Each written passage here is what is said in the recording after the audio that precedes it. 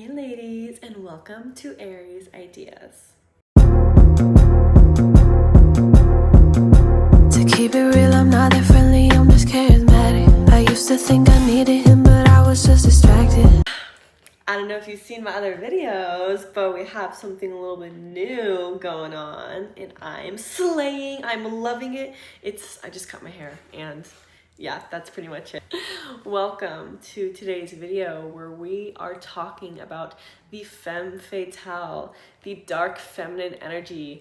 Who is she? What does she do? All of the above, and how can you embody this energy that's already in you? It's already there. It's just waiting for you to allow her to come out and to be. So let's get straight into it.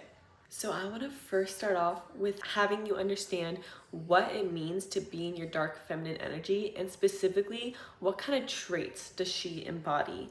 So she has sensuality. She's very powerful. She is quite the seductress, and she allows herself to embrace any and all emotions. She's very private about her life. She doesn't just go blabbering about all of her goals, all of her dreams, everything that's going on freely to just everyone, especially not strangers and people that don't like her, her enemies. She's so incredibly passionate, and she is able to assert her boundaries and say no when she genuinely does not want to do something. She's unapologetic about who she is, and lastly, she's so confident and stable and secure in who she is. Now that we understand what it means to be in your dark feminine energy, I'm going to share with you 4 ways that you can embody her today. Number 1, you need to practice being someone who's able to sit in discomfort.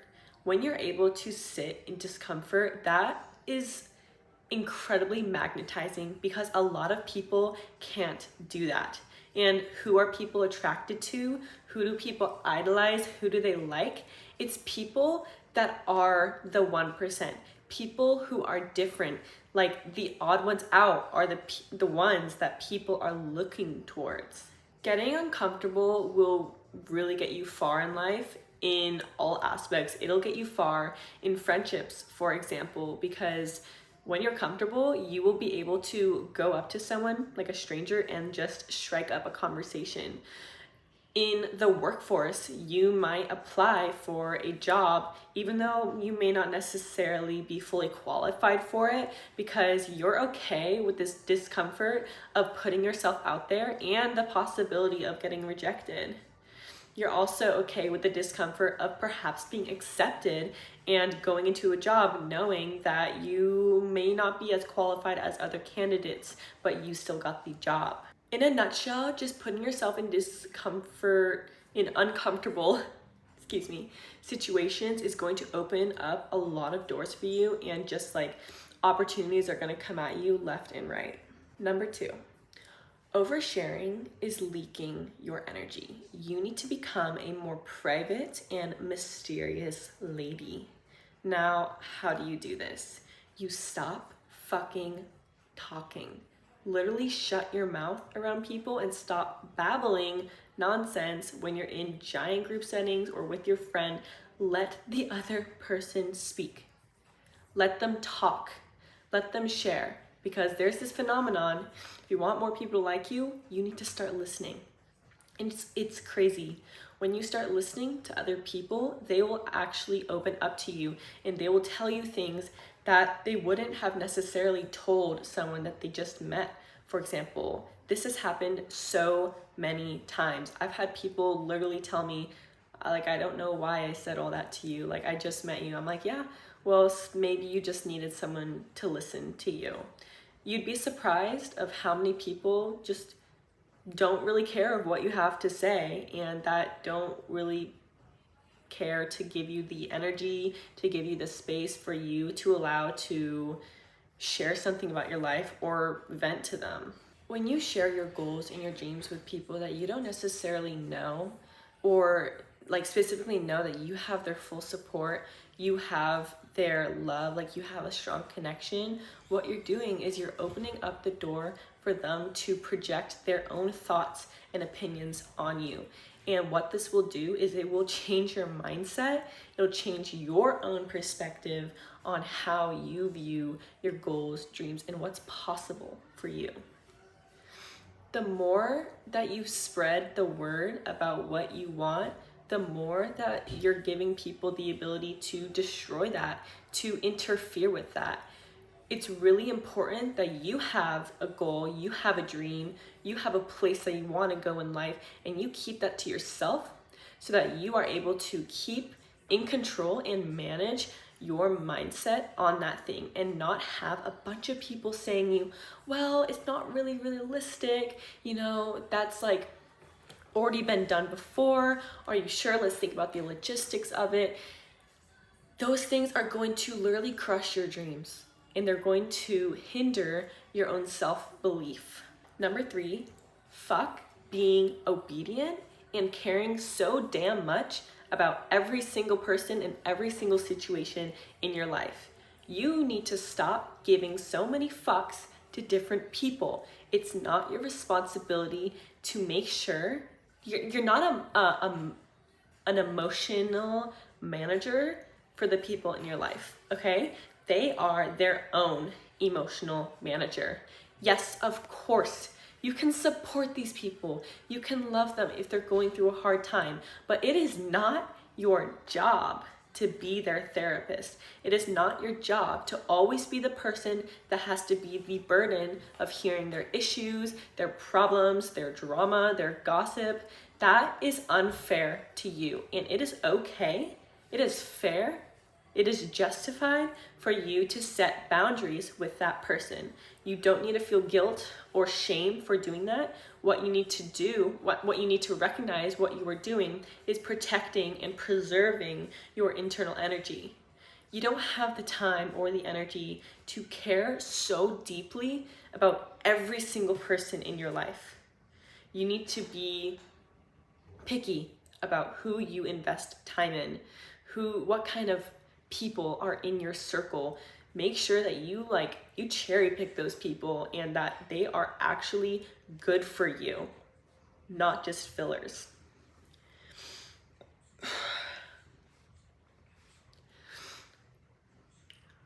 You know what you call a person who just is obedient with everyone and listens to everyone's opinions and thoughts? A people pleaser. You're not going to get anywhere in life by being a people pleaser.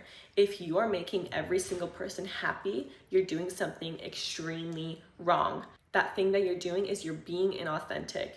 You're not actually being yourself, because if you were, you would be polarizing. Because guess what, babe? Not everyone's going to like you.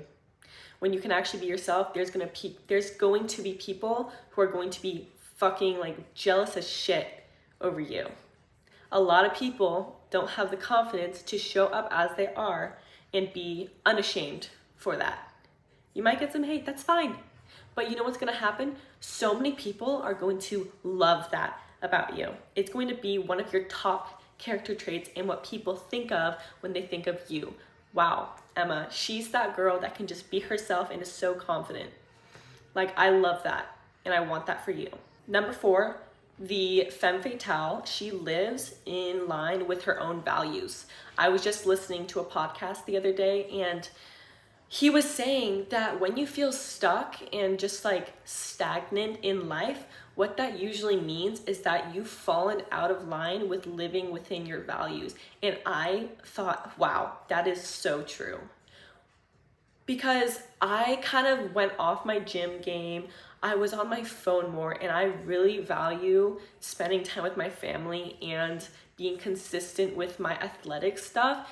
No wonder I felt like I was digging myself into a rut, because I stopped. I took a little break from living in line with my values. So I decided, okay, I need to stop doing that.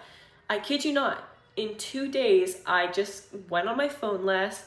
I went on a little walk in the morning. I did a little home workout. I tried to spend more time with my family. And what do you know? I started to feel better than I had 4 days previously. What I would recommend for you is to Google a list of long values. There's tons of websites out there, and whenever you're reading through it, when you see something and it just like gets that little spark in you, I want you to write it down. After you write it down, you're gonna have like your own personalized list of values, and I want you to do it like even more smaller to maybe 3 values. And once you have those 3 values, you need to incorporate something, it doesn't matter what, in your everyday that is in line with your values. Your values are who you are. So if you act in line with them, that will make you feel actually fulfilled in what you're doing in your day-to-day life. The last topic is how you can actually, like my little tips and tricks on how you can connect with your dark feminine energy. And the first thing is sensual dancing. This literally means plug in your AirPods, your headphones, whatnot. Put on some music that makes you feel like sexy, sensual in your body, like hot and just like really flowy, and literally just dance. Like move your hips. When you get into your body, especially your hips, and like you sway them around, you are automatically connecting to your femininity, your feminine energy. The feminine is all about being in the body, and the masculine is all about being in the head. So when you are dancing, that is literally like overriding the system and getting into your feminine energy just like that. When you're walking around school, your work, your, I don't know, literally on the street, when you're walking to your car, I want you to walk with confidence. I don't care where you are. You can be literally anywhere, and I want you to put your chin up, shoulders back, relax, be conscious of your body, how you're feeling, and literally like just like sway your hips when you're walking, and just like look, so have a little smile on your face, and just embody that confidence. When you act it, your brain is gonna be like, oh, she's feeling confident right now. Now we're gonna generate feelings of confidence because you're acting like it.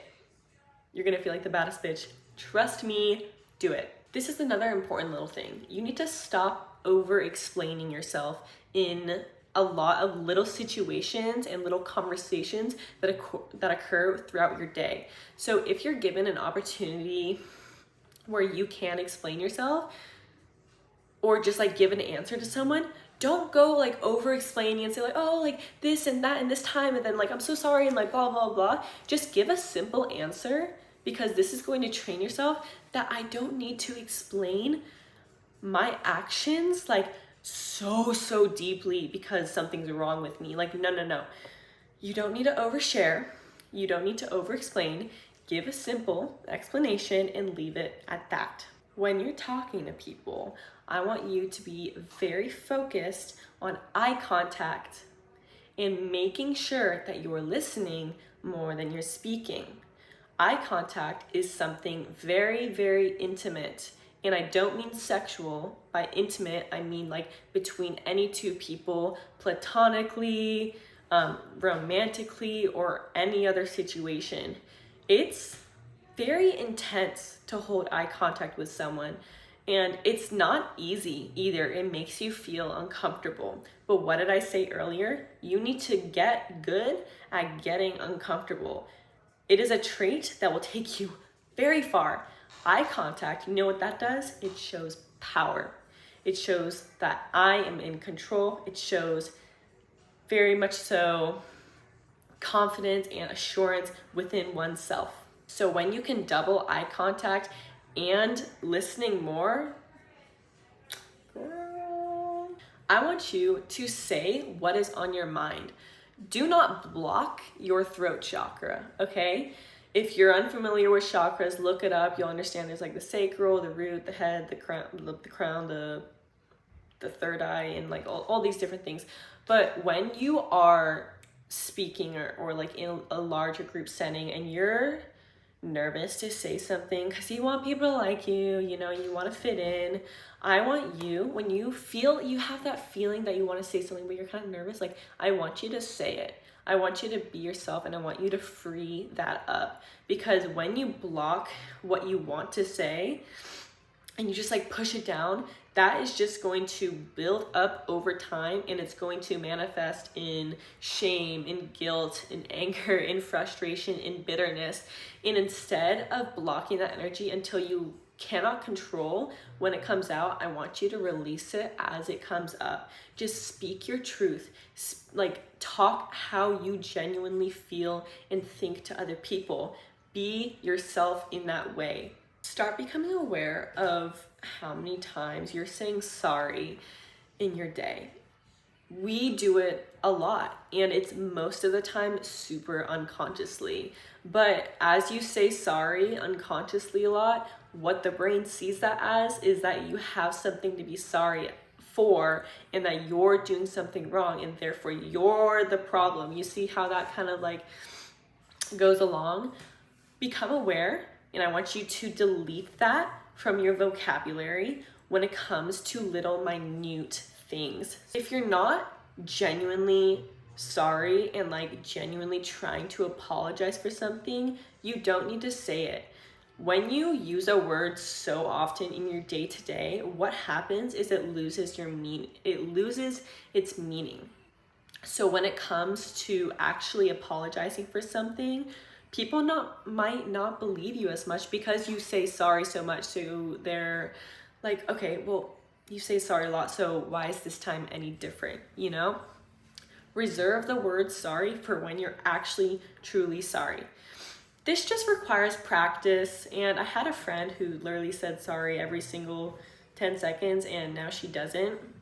Super proud of her. That just proves as evidence that it's definitely within your capabilities, and all it really takes is becoming aware of how much you're saying it, and then slowly and consciously making little choices to not say it as much. This one's good.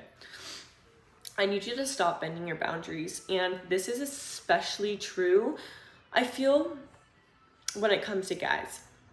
Because we all know that we can have these boundaries that we think we have. We can, have all these standards, blah, blah, blah, blah.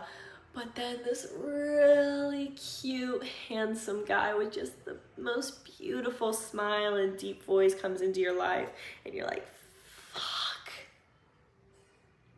Maybe I don't need those boundaries as much. Maybe I can kind of like lower my standards a little bit because he's like this and he's like that. No, absolutely not. Do not put yourself in situations where your future self is going to suffer. Don't do that to yourself. You need to care about yourself enough to keep your standards no matter what kind of man shows up. Because trust that the right man, the one that will meet your standards, is out there, and he is looking for you, and he is ready and waiting for you to come into his life. Personally, I would much rather wait years of being single than go dating around below bare minimum men who aren't going to treat me like the princess that I am and that I deserve to be treated well. Have such self-confidence, self-love, self-respect, self-worth. Have enough of that to say no to people who don't come at you the right way, who don't treat you as you deserve to be treated. You don't need, and you should not, give your energy to breadcrumbs. No, they're breadcrumbs. Let them lay on the floor. Let them go hang out with the other breadcrumbs. You know what I'm saying? And last down, oh, what the hell was that? And the last on the list is to slow down. I just totally mixed those words, I think. As you're going through your day, when you wake up in the morning, don't be so rushed. Don't like scrub your face, girl, where do you have to be? Like, sometimes I don't have anything to do with my day, and I find myself going through my tasks so freaking quickly. And I'm like realizing it, and I'm like, what am I doing right now? I need to slow down. And that is a big trait of the feminine, is she takes her time with things. She's not so rushed. That's very much so masculine energy, the action, the doing. The feminine is more of the being. She slows down, and like the way she talks is slower, the way she moves is slower, and it's all just very seductive. That's what she is. She's seductive with herself and with other people. Now, I'm saying that, it does not necessarily mean like romantically. Like you can be seductive with yourself, and by seduction, I really feel like that's just like an aura of mystery and magnetism. So when you're talking with like a coworker, for example, if you talk slower and like you have like really nice eye contact and you're listening, there's something very, very alluring and seductive about that. And it doesn't have to be in a sexual way. So like listening to yourself, listening to your body. What do you need that day? What kind of food, what kind of drinks do you want to like fuel your body with? These are things that are important, and this is why your intuition is very important as well. It will lead you to understand what those things are. That is all that I have for you today. I hope that you enjoyed this video, learned a little bit more about what it means to be in your dark feminine energy. This is something that is so much fun to embody. I love switching between my light feminine and my dark feminine. It could literally be in the same day where I like decide to switch it up, you know.